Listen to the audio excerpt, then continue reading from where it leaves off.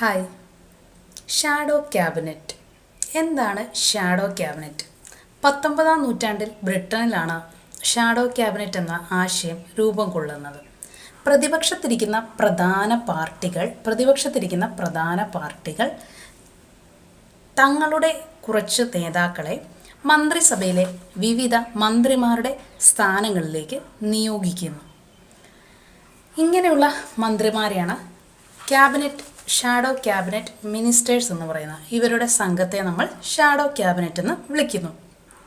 അപ്പോൾ ഇവരുടെ പ്രധാന പ്രവർത്തന രീതി എന്താണെന്ന് വെച്ച് കഴിഞ്ഞാൽ, മന്ത്രിസഭയിലെ മന്ത്രിമാരുടെ പ്രവർത്തനങ്ങളെ അല്ലെങ്കിൽ ഭരണപക്ഷ പാർട്ടിയുടെ പ്രവർത്തനങ്ങളെ നിരന്തരം പിന്തുടരുകയും പ്രവർത്തനങ്ങളെ വിലയിരുത്തുകയും ഇടപെടൽ ആവശ്യമായിട്ടുള്ളിടത്ത് ഇടപെടൽ നടത്തുകയും അതേപോലെ വിമർശിക്കേണ്ടവയെ വിമർശനം നടത്തുകയും ചെയ്യുക എന്നുള്ളതാണ് ഷാഡോ ക്യാബിനറ്റിൻ്റെ ഡ്യൂട്ടി. കൂടാതെ ബദൽ സംവിധാനങ്ങൾ എന്തെങ്കിലും ഉണ്ടെങ്കിൽ അവ അവതരിപ്പിക്കുക, ഇതൊക്കെയാണ്. അപ്പോൾ നമുക്ക് തോന്നാം, ഇന്ത്യയിൽ പ്രതിപക്ഷവും ഇതല്ലേ ചെയ്യുന്നതെന്ന്. അതെ, ഇന്ത്യയിലെ പ്രതിപക്ഷ സംവിധാനത്തിൻ്റെ പ്രവർത്തന രീതിയോട് സാമ്യമുണ്ടെങ്കിലും ബ്രിട്ടനിൽ ഇത് ഒരു ഔദ്യോഗിക സംവിധാനമാണ്. കൂടാതെ ഇതൊരു ബദൽ മന്ത്രിസഭ തന്നെയാണ്. ഓരോ മന്ത്രിയുടെയും വകുപ്പിനോട് സമാനമായിട്ടുള്ള വകുപ്പുകളും മന്ത്രിമാർ നടത്തുന്ന പ്രവർത്തനത്തിനോട് സമീപനമായിട്ട് ഒരു സമാന്തര പാതയിലൂടെ ഈ ഷാഡോ ക്യാബിനറ്റ് പ്രവർത്തിക്കുന്നു.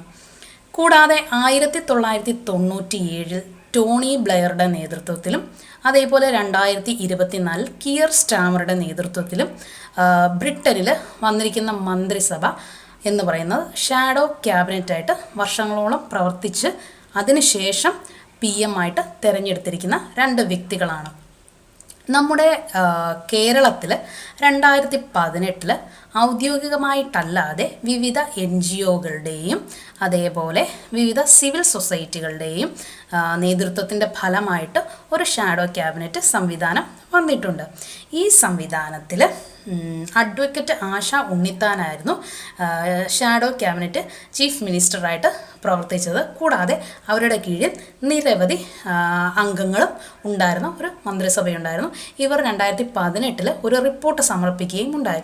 ഈ റിപ്പോർട്ടിൽ പ്രധാനമായിട്ടും ചൂണ്ടിക്കാട്ടിയിരുന്നത് അന്നത്തെ CMൻ്റെ മാധ്യമങ്ങളോടുള്ള സമീപനവും കൂടാതെ അദ്ദേഹത്തിൻ്റെ നിയമന ഉപദേശങ്ങളും സ്പ്രിംഗ്ലർ, ബ്രൂലറി, അതേപോലെ EMCC കോൺട്രാക്ട്സ് ഇവയുമായി ബന്ധപ്പെട്ട നടപടിക്രമങ്ങൾ ഭരണത്തിൻ്റെ യശസ്സ് കളയുകയും അതേപോലെ 2018 കോവിഡ് സമയത്ത്